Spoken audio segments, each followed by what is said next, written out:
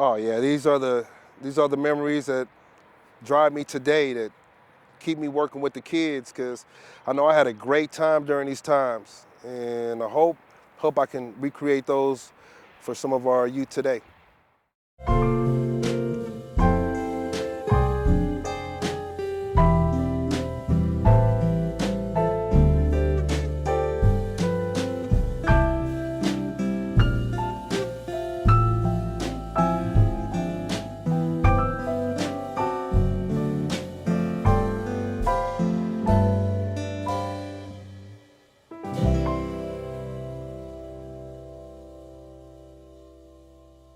I'm Malcolm Floyd. I was born 1972, December 29th, in San Francisco, California. So moved here in 1984. That was September. I was 11 years old. My parents, college educated, just fell on hard times. Lucky to grow up in an environment like this, because I could see what happens when we're ignored. Some people are ignored. This is when I'm 12 years old. Just got here to CV Circle a year ago. It's the summer now. They decided to start a softball league with all the low-income housing projects throughout Sacramento. So we had about 6 teams, and this is the first team that represented CV Circle. There's only a few of us because the practices were tough. Here's my mother and my father in the back over here. We have our assistant coach, Jeff, and this is the founding of the Panthers.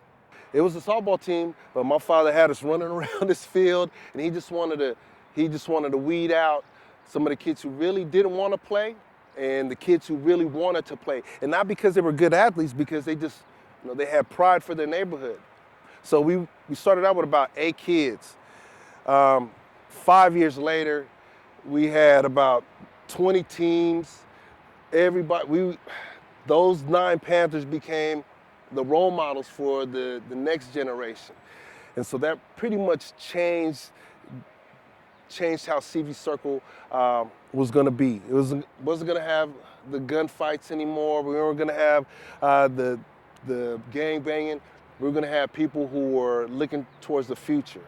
Just to see how everybody in this community took to my parents. I seen a community gravitate to my family and appreciate my family. Being able to go to college. And now my father moved out to Fresno State with me when I left. So he had to leave the community, but there's my mom picking up the slack that my father had left to take care of me in college. And here she is dealing with, gangbangers, drug dealers. These guys call her mom. And this is a 5-foot, tall lady dealing with people that scare the police. And so for her to have that type of impact on this society, that with a woman of that stature, I knew then that, man, I could probably do whatever I want in society, because my mom is out here working it. It was Billy Idlet, Mr. Idlet, the principal here. He's the one who noticed it. Her impact on the area. She just had that fire within her. Mr. Idlet seen it and said, we need to recognize somebody from the neighborhood that has put in the work, since we're changing names anyways. Understanding our history and realizing that some things took place, and we honor some people who probably, shouldn't receive the honor that they get. And that's including my mom, because she didn't want to have her name on the school, because, there's other people who should have their name on the school, in her words. But what she did for the neighborhood, and how she was able, and my father, able to come back and give up themselves selflessly. Fortunately, I've been a part of this community for 36 years. Having an opportunity to go play college ball and then get drafted, I knew I was just lucky.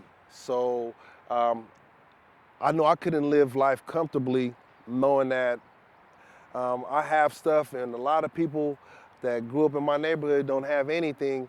So I need to come back and just give back. So I became a teacher, started a tutoring program here. At the end of the story, my family continues to stay here. My mom just passed a few years ago, but my brother has my nephew here, and they continue to help CV Circle.